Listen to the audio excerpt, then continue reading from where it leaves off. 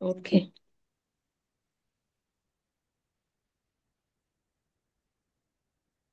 అమ్మా అంటే ఇప్పుడు ఈ రోజు శుష్క వేదాంత తమ భాస్కరం చెబుదామా లేకపోతే క్వశ్చన్ ఆన్సర్స్? క్వశ్చన్ ఆన్సర్స్ చేద్దాం. ఓకే అమ్మా. మరి ఒక రోజు నిశ్చితంగా పెట్టుకుందామా? మనం లక్ష్మీవారం అనుకున్నాం కదా. ఓకే అమ్మా, అందుకే అంటున్నానమ్మా. ఉం. అంటే మొన్న ఎప్పుడో మర్చిపోయాను నేను.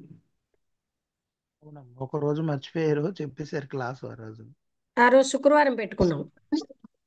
అవునమ్మా, మరుసటి రోజు అయింది. ఓకే. రికార్డింగ్ ఆన్ లో ఉంది. ఓకే అమ్మా. ఓం శ్రీ గురుభ్యో నమ. 12/6/2025 సంవత్సరం. ఈరోజు శ్రీ లక్ష్మీ మేడం గారిచే అంటే ఎవరికి ఏ క్వశ్చన్ అండ్ ఆన్సర్స్ అంటే నిత్య జీవితంలో జరుగుతున్నాయి కానీ ఆధ్యాత్మికంలో జరుగుతున్న ఎటువంటి డౌట్స్ కానీ ప్రశ్నలు కానీ ఉంటే ఈరోజు ప్రత్యేకంగా గురువారం ప్రతి గురువారం ఆ యొక్క సబ్జెక్ట్ మీద అవగాహన పరచడానికి ఆ, సంభాషణ జరుగుతుంది. ముఖ్యంగా ఆధ్యాత్మిక జీవితం ప్రాక్టికల్ అప్లికేషన్ లో పెట్టేటప్పుడు వచ్చిన చిక్కులు అన్న విషయంలో మనం ప్రస్తావిద్దాం కదా. ఓకే అమ్మా, ఓకే అమ్మా. అదే కదా మన అందరికీ ఉన్న డౌట్లు. అవే డౌట్లు ఎక్కువ. నిత్య జీవితంలో కాకుండా ఆధ్యాత్మిక జీవితంలో ఉన్నవి ఎక్కువగా ఉన్న డౌట్స్. ప్రాక్టికల్ గా పెట్టేటప్పుడు మనకి ఆ, ఎన్నో ఇబ్బందులు వస్తున్నాయి.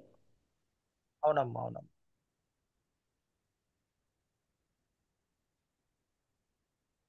అందుకని నేనేం చెప్పానంటే అందరూ కూడా నోట్ చేసుకుంటే మనం తణుకోకుండా క్వశ్చన్లు అడుగుతాం. అంటే కొంత జ్ఞాపకం కొన్ని నోట్ చేసుకుంటాం, కొన్ని అప్పటికప్పుడు కూడా మనకి స్ఫురిస్తే అడగొచ్చు. అవునమ్మా. సో ప్రతి లక్షవారం క్వశ్చన్ ఆన్సర్ సెషన్ గా పెట్టుకుందాం. శుక్రవారం అంటే ఓకే అమ్మా. నేను ఉండను ప్రతి వారం. ఈ వారం అంటే ఊరు వెళ్తాను గనక ఉంటున్నాను. రేపు క్లాస్ ఉంటుంది.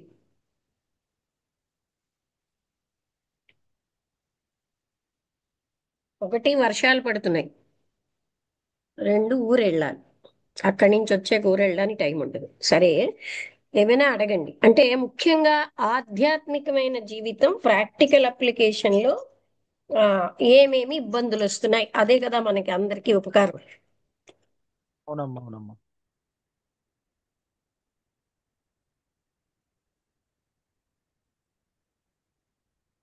అమ్మా, అడగమంటారా అమ్మా? అడగండి, మొదలు పెట్టండి. అంటే ఇప్పుడు వైరాగ్యం ఉందని గుర్తించడం ఎలా అమ్మా? వైరాగ్యం. వైరాగ్యం ఇప్పుడు వైరాగ్యం ఉన్నది అని అంటే వైరాగ్య స్థితి కలుగుతుంది అనే స్థితిని గుర్తించడం ఎలాగంటే మనసు లేకుండా గుర్తించాలా, మనసుతో గుర్తించాలా, అసలు దాన్ని ఎలా తెలుస్తుంది? మనలోనండి ఆ, అన్నిటి పట్ల ఇది పొందాలి అన్న ఆసక్తి ఉందనుకోండి. ఏ ఆ ప్రాపంచిక విషయాల్లో మనకి పాతుకుపోయి ఉంటాయి. ఆ వాటిల్లోనే సుఖం ఉంది, వాటిల్లోనే మనం అన్ని పొందగలమని. అందుకనే కదా డబ్బులు డబ్బులని వెనకబడుతున్నాం. అవునమ్మా, డబ్బులన్నీ కూడా ఇంద్రియ సుఖాలు తెస్తాయి. వాటి మీద బయటనే దొరుకుతాయి సుఖం అన్నది నా లోపల లేదు అన్న భావంతో కదా మనుషులు బయటకు పరిగెడుతున్నారు. అవునమ్మా. అలాగే మనం ఏ మాత్రం మనకి వైరాగ్యం ఉన్నదనుకోండి, లేదనుకోండి, తిడితే బాధపడతాం. బాడీ నేను కానుగా అంత బాధ ఎందుకు? ఏం ఇలాంటివన్నీ ఉంటే మనకి వైరాగ్యంలో అది కూడా భాగమే కదా. దేంతోటి ముఖ్యంగా బాడీ తోటి బంధం. బాడీకి సంబంధించిన ఆయన ప్రేమించిన వాళ్ళని తిడితే బంధం, బాధ, ఇలాంటివి వస్తున్నాయంటే మనకి వైరాగ్యం లేదని తెలిసిపోతుంది కదా. మన అంటే వాళ్ళన్న వాళ్ళని ఎక్కువగా చూడడం. తర్వాత బయట వాటిల్లోనే ఎంతో సుఖం ఉందని ఎంత చెప్పినా మనసుకి బుద్ధి రాదు కదా. అవునమ్మా, అవన్నీ మనకి సిమ్టమ్స్ కాదా మనకి వైరాగ్యం లేదనడానికి. అందుకే అష్టావక్ర గీతలో చూడండి, ఆయన ఎక్కడా చలించడు, తనలో తాను ఆనందంగా ఉంటాడు. ఆ స్థితి మనకి ఉంటే వైరాగ్యం వచ్చినట్టే. మనం ఉంటామని ప్రయత్నిస్తాం తప్ప ప్రయత్నించటం వల్ల జరగట్లేదు. బయటే ఎన్నో విషయాల్లో వస్తువులు సంపాదిస్తే మనం సుఖంగా ఉంటాం అన్నది మనకి బాగా పాతుకుపోయింది. ధనం వల్ల ఆర్జించే వస్తువుల వల్లే మనం సుఖంగా ఉంటాము. తర్వాత నాకు తగిన అనుకూలంగా ఉన్న ఫ్రెండ్స్ వల్ల, ఇలా బాహ్య వస్తువుల వల్లే మనం సుఖంగా ఉంటామన్న భావన మనలో ఉన్నదంటే వైరాగ్యం లేనట్టే కదండి. ఓకే అమ్మా. అర్థమైందా? అర్థమైందమ్మా, అర్థమైంది. ఆ అంటే భావనలు ప్రాపంచిక జీవితం. హృదయంలో సమూలంగా పోలేదు కదా. ఓకే అమ్మా. అంటే తాత్కాలికంగా పోవడం రావడం జరుగుతుంది. అందువల్ల ఆ స్థితి మళ్ళా అది తెలుసుకోలేకపోతున్నారని చెప్తున్నారు. తాత్కాలికంగా పోయినా లోపల అది విశ్వాసం ఉండిపోయింది, బయట వాటితోటి ఉంది. అదే అమ్మా, అదే అమ్మా. బాగుంది. ఇంకే ప్రశ్న?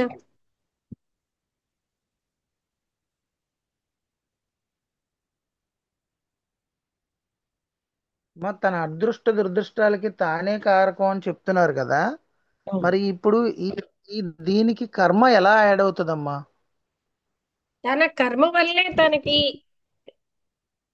ధనవంతుడవ్వాలా పేదవాడవ్వాలా అన్నది రాసి ఉంది. ఎందుకంటే నేను చేసే దాన ధర్మాలన్నీ నాకు రిటర్న్ అవుతాయి. అలాగే నేను చేసే విశ్వానికి చేసే మేలు కూడా నాకు రిటర్న్ అవుతుంది. మరేది మనకి రాదు.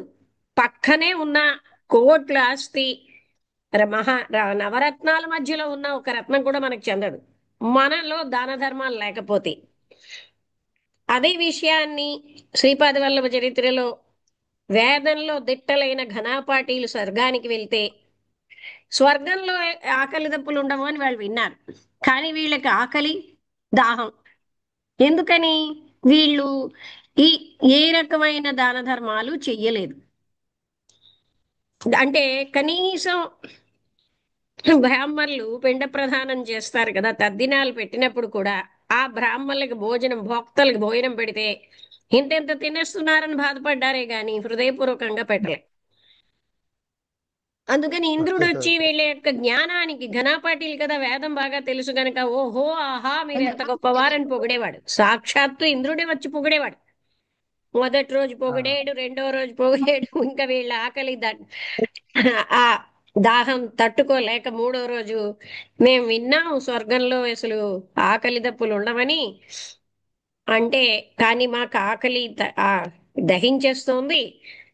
అంటే దానికి నేనేమి చెయ్యలేను. మీ కర్మలో ఓకే. మీరు ఎక్కడ దాన ధర్మాలు చేయలేదు హృదయంతో, చేసినా బాధపడేవారు గనకే మీకు లేవు. అది నేను నా చేతుల్లో లేదంటాడు. అంటే మన కర్మే నిర్ణయించింది. పొగిడేడు ఎందుకు? వేదాన్ని అంత బాగా చదివారు కదా. అందుకని దానికి మాత్రం ఆయనకి ఇంద్రుడే వచ్చి స్వయంగా పొగిడేరు వాళ్ళు. కానీ వాళ్ళు భూమి మీద ఉన్నప్పుడు ఆర్జించడమే గాని దాన ధర్మాలు హృదయపూర్వకంగా చేయకపోవడంతో స్వర్గంలో కూడా వాళ్ళకి ఆకలి దప్పులు తప్పలే. ఇది ఎగ్జాంపుల్ కదా. మన కర్మే మనం అనుభవిస్తాం. మనం చేసినదే. మనిషి తనే బాధ్యుడు. మంచి కర్మలు చేస్తే మంచి ఫలితాలు, చెడు కర్మలు చేస్తే చెడు ఫలితాలు వెనకనే వస్తాయి. ఎవ్వరూ దాన్ని ఆపలేరు.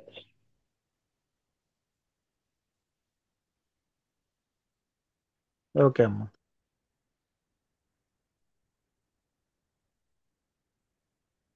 ఇంకేమైనా ప్రశ్నలు? అంటే ఇది యోగ వాసిష్టంలో కూడా చెప్పారు. విధి అంటారు, దైవం అంటారు, ఇవేవి కావు. పురుష ప్రయత్నం, మానవుడి యొక్క కర్మ వల్లే సమస్తం జరుగుతున్నాయి. ఒక వ్యక్తి చాలా ధనవంతుడు, భోగాల్లో ఉన్నాడంటే ఆయన హృదయపూర్వకంగా ధనాన్ని దానం చేసాడు. ఆయనకి తిండికి లోటు లేదంటే ఆయన ఆహారాన్ని ఇతరులకు పెట్టాడు. అదే ఈ జన్మలో అనుభవిస్తున్నాడు.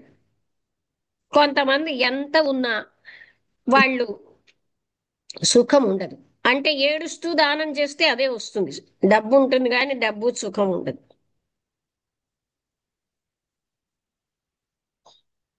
కర్మ చాలా కరెక్ట్ గా, కర్మదేవతలు చాలా విజ్డమ్ తో ప్రతి సూక్ష్మమైనది మనది కానిది మనకి ఇవ్వరండి. ఓకే అమ్మా.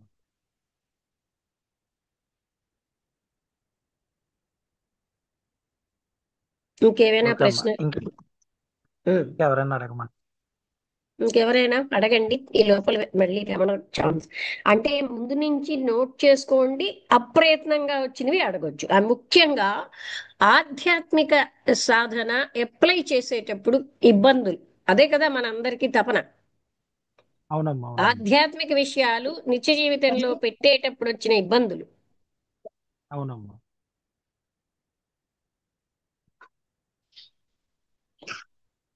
అన్నీ వింటాం, మళ్ళీ ఎక్కడ తీసిన గొంగళి అక్కడే ఉంటాం.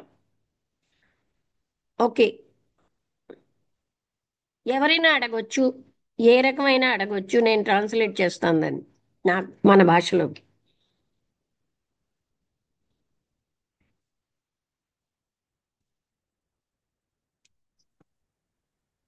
వేదాలు నేర్చుకోవడం వరకే అవుతుందండి. దాన ధర్మాల విషయం అడుగున పడిపోయింది. ఉమ్. ఇంకా దానికి కారణం దాని ఆచరణ. ఏంటంటే, కాదు, మీరు అన్న దానికి కారణం ఏంటంటే వ్యక్తులకి కనబడేది నమ్ముతున్నారు కానీ, ఇప్పుడు చూడండి, పెద్దలకి నమస్కరించకుండా ఇంట్లోంచి వెళ్ళేవారు కాదు.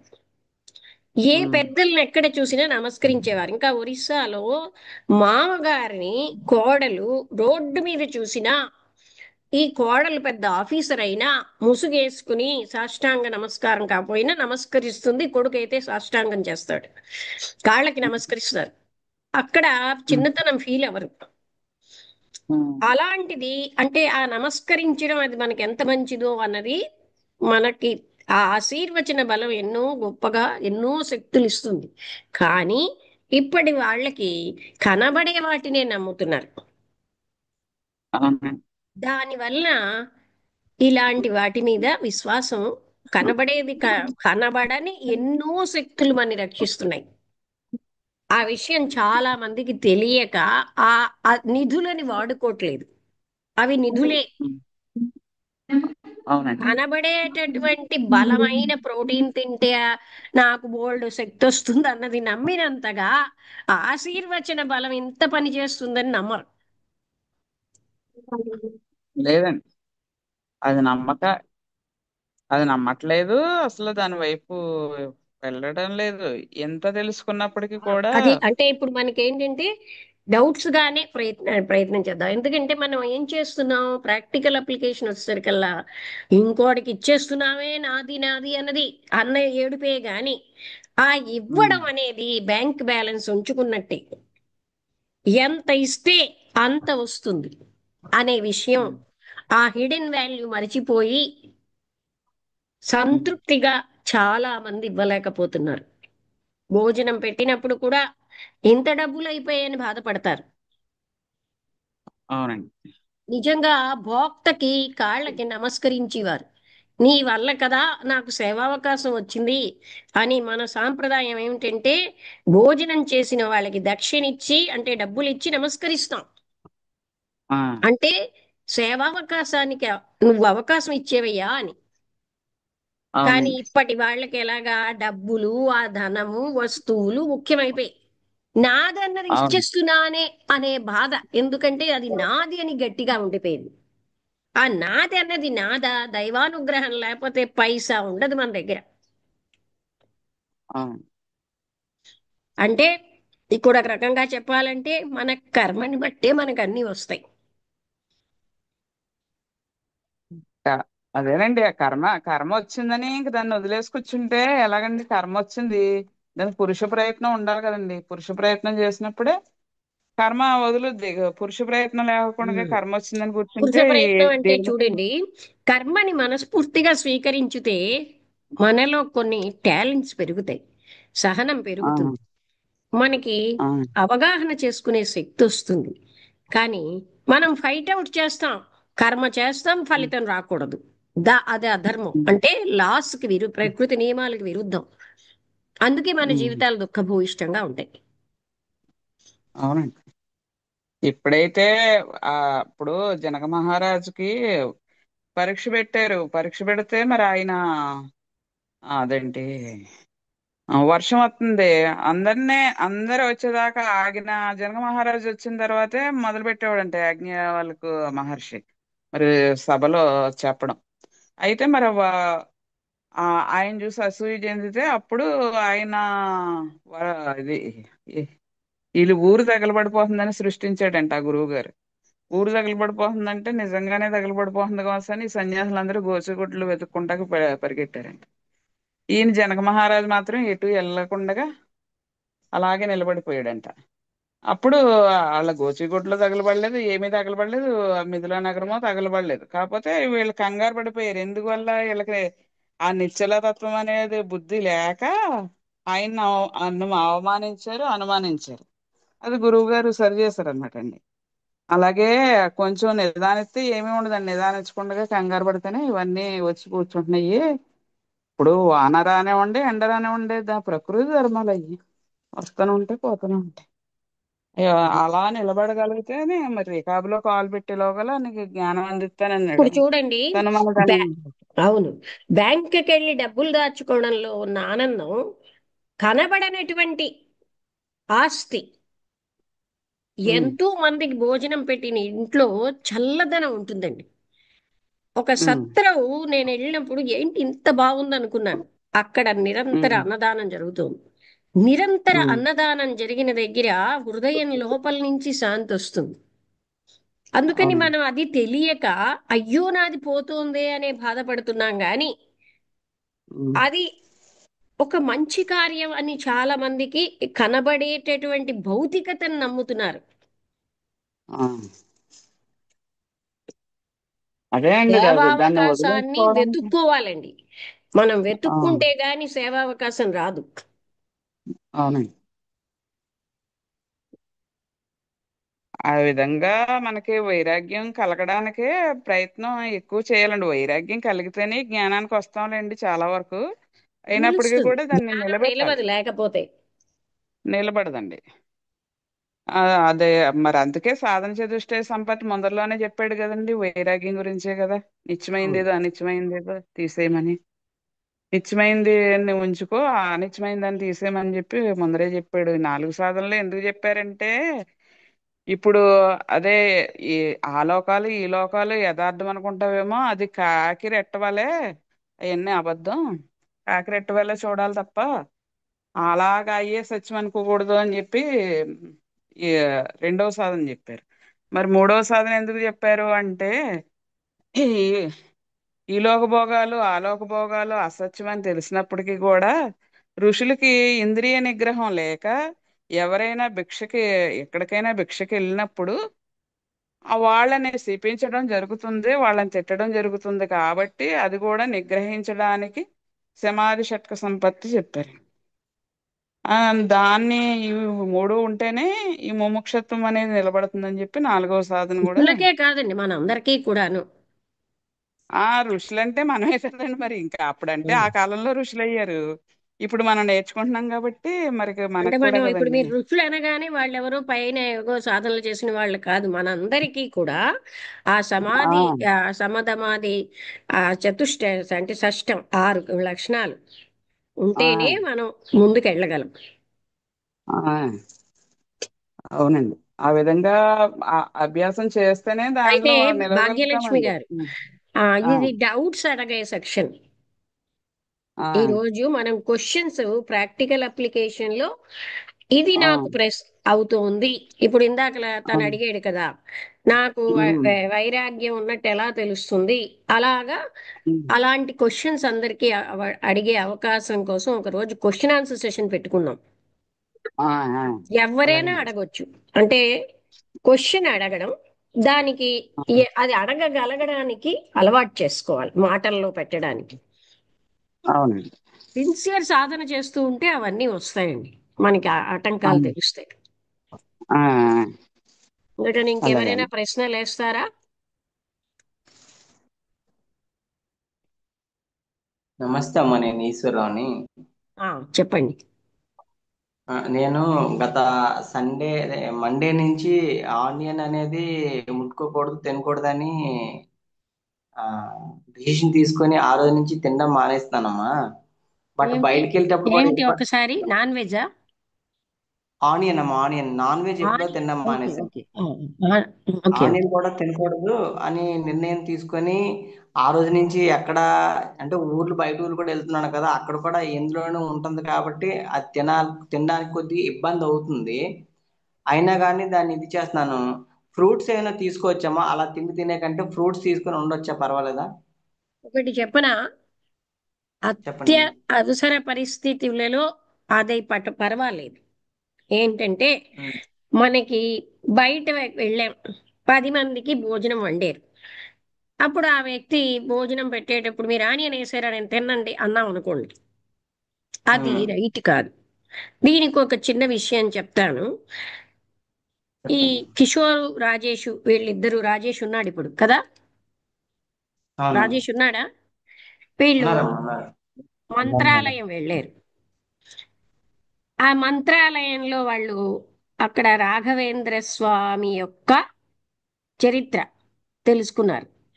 అప్పుడు నాకు కిషోర్ చెప్పాడు ఏంటంటే, ఒక మహాత్ముడు వచ్చాడు, రాఘవేంద్ర స్వామి గారు ఎక్కడి నుంచో ఆవాలు తెచ్చి వాటితోటి వండాలని, వండిన భోజనం పెడితే ఆవాలా ఇవి, నేను చాతుర్మాస వ్రత దీక్షలో ఉన్నాను తిన్నట్టు. అతనికి కడుపు నొప్పి వచ్చింది, తినకుండా వెళ్ళిపోయాడు. అప్పుడు గురువు గారేమో నీకేం జరిగింది చెప్పు అసలు అన్నట్టు. అసలు ఇవాళ ఏంటేంటి చేసావు చెప్పండి అంటే, ఇలాగా ఒక మహాత్ముడు ఇచ్చిన భోజనాన్ని నేను రిఫ్యూజ్ చేశాను అన్నట్టు. అప్పుడు అందుకే నీకు కడుపు నొప్పి వచ్చిందన్నాడు. అందుకని యుక్తిగా మనకు తెలిసి ప్రవర్తించాలి. ఎందుకంటే ఇప్పుడు మహాత్ములు ఇచ్చిన, ఏమండి మీరు ఫ్రిడ్జ్లో పెట్టారండి, ఇది కొంచెం పాడైపోయిందండి అంటూ సైంటిఫిక్ గా ఆలోచించకూడదు. ఆ మహాత్ములు ఇచ్చిన సంకల్ప బలంతో అది ఎంతో, ఎందుకంటే జీడి ఇచ్చారు సాయిబాబా కళ్ళలో పెట్టుకోవడానికి, ఆ జీడితో ఆయనకి వ్యాధి నయమైంది. అందువల్ల ఆహా జీడ మనమైతే ఎలా అంటామండి, అక్కడ ఆ సమర్పణ భావంతో చేస్తే అదేమీ అవదు. కానీ దాన్ని రుచి కోసమని మళ్ళీ టెంప్ట్ అయి కాకుండా, అక్కడ హింస అనే ప్రవృత్తి పెట్టకుండా ఆ క్షణానికి మనం అది చెయ్యొచ్చు. ఎంతవరకు అంటే నాన్ వెజ్ విషయం కాదు, ఉల్లిపాయ వరకు. ఓకే. అర్థమైందా? అదేనమ్మా.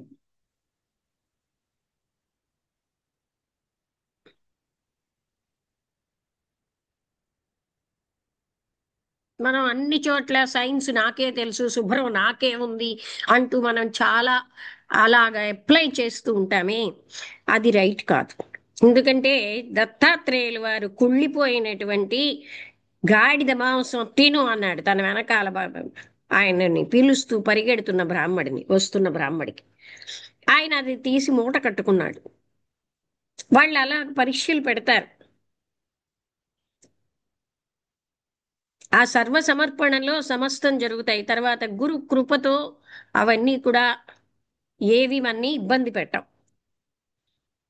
ఇప్పుడు మీకు అలా చెప్పామనుకోండి, ఈ మేడం గారికి అసలు సైన్స్ తెలియదు, అడ్డదిడ్డమైనవన్నీ ఇచ్చేస్తారు, ఇలాగే కబుర్లు ఆడుకుంటారు వెనకాల. అందువల్ల మీకు అలాంటి ఫలితాలే వస్తాయి. మాకున్న శుభ్రం అక్కడ లేదు. అర్థమైంది కదా. మేడం గారు కాకపోతే ఎవరైనా వాళ్ళు, ఒక స్వామీజీ ఉండేవారు, ఆయనని గాయత్రి జటల్ బాబా అని సింహాచలం కొండ మీద. అక్కడికి వెళ్తే ఒక పర్వతంలాగా మందు సీసాలు చిన్న చిన్న చిన్న చిన్నవన్నీ ఉన్నాయి. అయితే అంత శుభ్రంగా ఉండాల్సిన దగ్గర ఇలా ఉంది అని, మహాత్ముల యొక్క విషయాలని మనం మన లౌకిక బుద్ధితో చూడకూడదని మళ్ళీ నేను ఆ ఆ బుద్ధిని వదిలేశాను. తర్వాత కొన్నాళ్ళకి ఒక హనుమాన్ ఉపాసకులు చెప్పారు, ఆయనకి ఇతరులు బాధలు వస్తాయి, అందుకని వాళ్ళకి మందుని ఇతనికి ఇస్తే ఇతను తాగేసి మిగతాది అలా పారేసేదిస్తారు అక్కడే పడేసి, అది ఇంతమంది బాధలు ఆయన తీసుకున్నారనమాట. ఆ వాళ్ళ మందు తెచ్చేస్తారు, దాన్ని సిద్ధ మెడిసిన్ అని ఏదో అంటారు, సిద్ధ యోగా అని. అది మనకి తెలియదు కదా. సరే, ఇంకా ఇంకేమైనా క్వశ్చన్స్ అడగండి.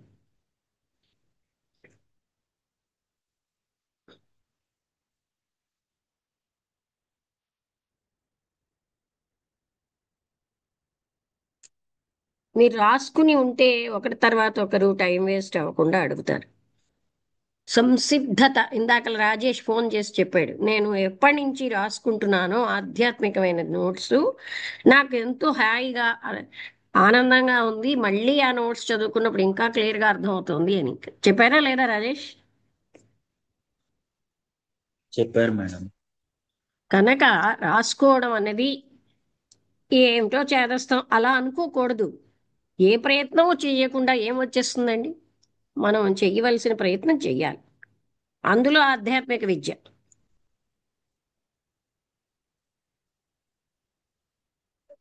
సరే, ఎవరండి? ఎవరు అడుగుతున్నారా?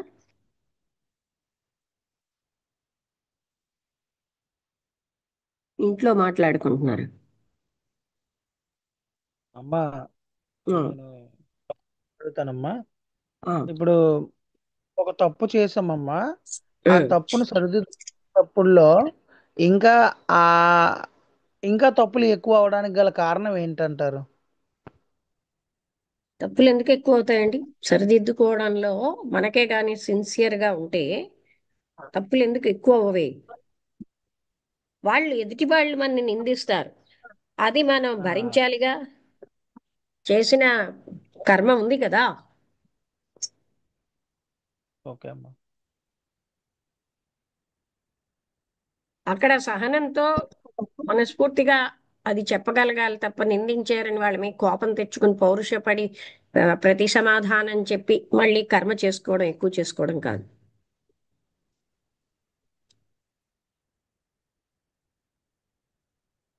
నన్ను నాకే పౌరుషం, నేను ఏ తప్పు చేసినా అది పౌరుషం, నాకే ఆత్మగౌరవం అనే అహంకారం ఉండబట్టే వాళ్ళు అలా మళ్ళీ ప్రతిస్పందిస్తారు. మనం తప్పు చేసినప్పుడు ఎదుటి వాళ్ళకి అది కష్టమైంది అనుకోండి, తిరిగి నేను దబాయిస్తున్నాను అనుకోండి, అది రెండు రకాల పాపం.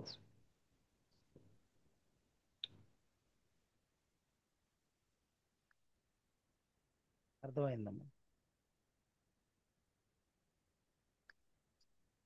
అడగండి, అందరూ అడగొచ్చు.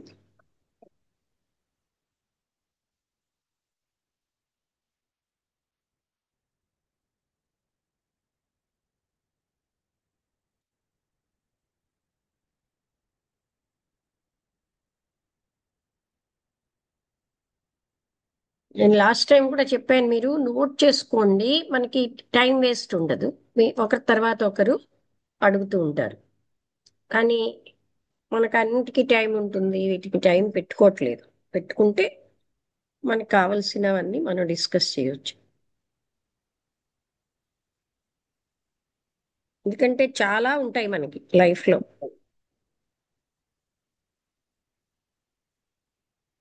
ఎవరైనా అడగొచ్చు, ఏమైనా అడగొచ్చు.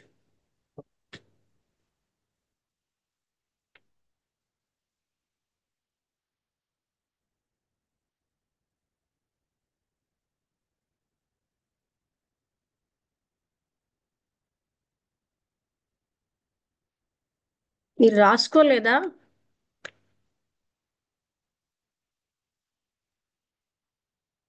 అమ్మా, నేను రాసుకున్నానమ్మా కొన్ని, అంటే మిగతా వాళ్ళు కూడా అడుగుతారు కదా అని ఆగుతున్నాము. ఉమ్. మరి అందరూ రాసుకోవాలండి, ఎందుకంటే ఎవరికి సంబంధించిన అవి వాళ్ళకి అమ్మా, వస్తూనే ఉంటాయి జీవితంలో. ఫస్ట్ అహం జయించడం చాలా కష్టం. సరే రమణ, అడగండి. ఇంకెవరూ అడగటం లేనప్పుడు ఏం చేస్తాం? అందరూ అడగొచ్చు, వసంత గారు, భార్గవి గారు, అందరూ కూడా, ఆ, రాధ గారు, రాజేష్ మీరు రాసుకోలేదా? సూర్యావతి గారు, అందరూ అడగొచ్చు.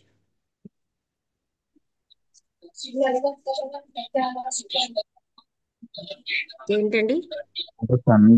సందేహం ఏం లేదమ్మా, ఒకటే ఒకటి అంటే ఆ, సందేహాలు బోల్డ్ మనకి కాల వస్తాయండి. ప్రాక్టికల్ గా విషయం పెట్టాలన్నప్పుడు అడుగడుగునా వస్తూనే ఉంటుంది. ఇప్పుడు మనం కాలచక్రం ఉంది కదా మేడం, అంటే ఆ, మన కాలచక్రం ఉంది కదా. కాలం, చక్రం వదలండి, కాలం. కాలానికి, మనం చేస్తున్న కర్మకి, ఈ సృష్టికి, మూడిటికి సంబంధం ఉందా మేడం మనం మీరు పొందాలనుకున్న అడగాలని జ్ఞానానికి? అడుగుతున్నారా? మీకు ఏమైనా నిజంగా ఉందా? సామాన్య భాషలో మాట్లాడండి. ఏదో నేను అడగాలి, జ్ఞానం అలాంటి వేలో వద్దు. ఆ ప్రశ్న మనకి ప్రాక్టికల్ అప్లికేషన్ కానీ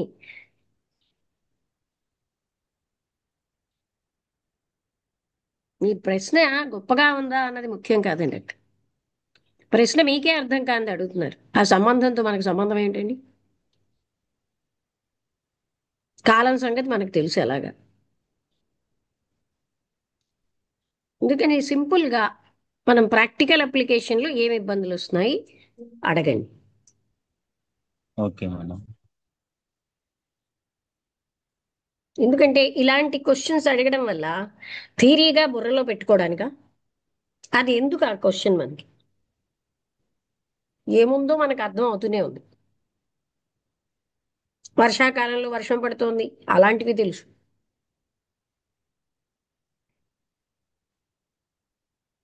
క్లిష్టమైన పదాలు పెట్టి క్లిష్టంగా ఆలోచించడం కాదు. క్లిష్టతని సామాన్య పదాల్లో మాట్లాడండి.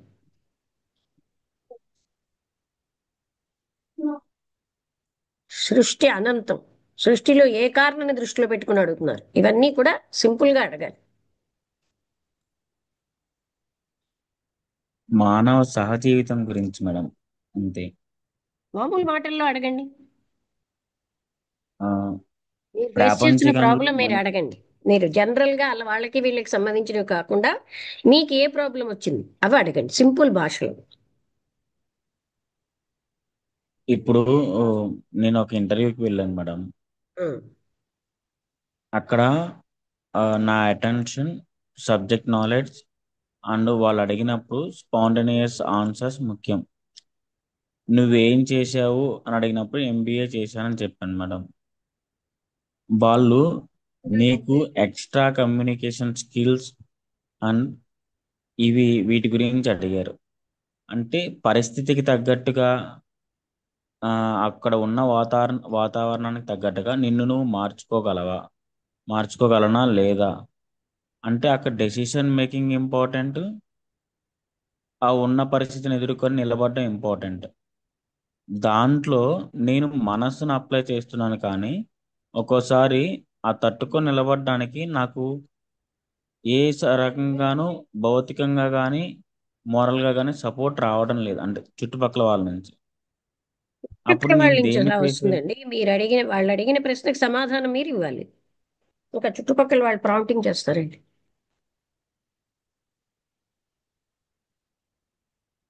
ఏమండి? ఇంటర్వ్యూలో మీరు ఇంటర్వ్యూ సంగతి మాట్లాడుతున్నారు అంతేనా? Yes ma'am. ఇంటర్వ్యూలో చుట్టుపక్కల వాళ్ళు ప్రాంప్టింగ్ చేస్తారేంటి? లేదు మేడం. మరి ఇంతకీ మీ ప్రశ్న ఏమిటి? వాళ్ళు కాంప్లికేటెడ్ క్వశ్చన్ ఏదైనా అడిగారు, అయితే మీరు సమాధానం చెప్పలేకపోయారు, ఏమంటారు? Yes ma'am. ఏం చెయ్యాలి? ఆ వేలో మనం తయారవ్వాలి.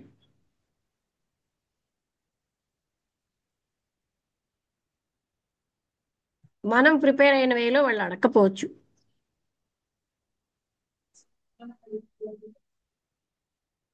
మన ప్రెజెన్స్ ఆఫ్ మైండ్ అవన్నీ మనకు అవసరమే, అన్ని చోట్ల అవసరమే. ఆధ్యాత్మిక జీవితంలోనే అవసరమే, భౌతిక జీవితంలోనే అవసరమే. సూక్ష్మతరమైన అబ్జర్వేషన్ ఇవన్నీ అవసరమే.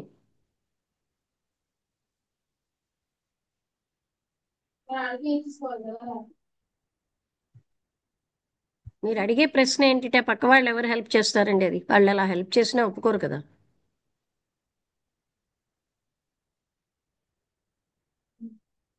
మీ ప్రశ్న క్లారిటీ లేదు కదా. Yes ma'am.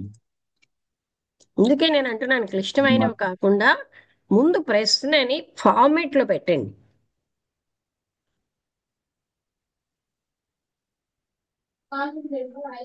అలాగే మేడం.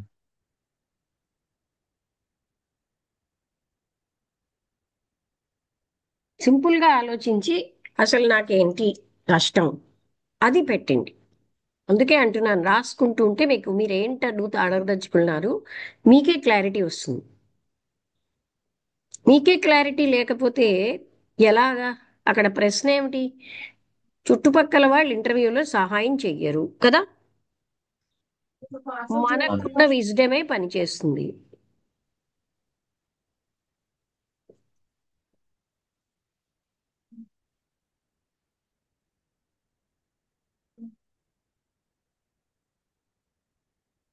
ఇంకా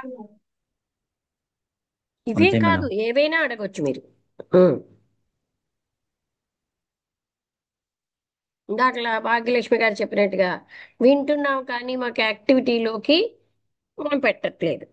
ది రీజన్ ఏంటి? ఇలాంటివి కూడా మీరు అసలు మిమ్మల్ని మీరు తెలుసుకోలేనప్పుడు అవన్నీ కూడా మీరు పెట్టి అడగొచ్చు. అంటే సాధనలో మనం ఏవైతే వింటున్నామో అవి వింటామే కానీ మా లైఫ్ మారట్లేదు, అది మనం ఆలోచించాం. అందుకనే సిన్సియారిటీ చాలా అవసరం.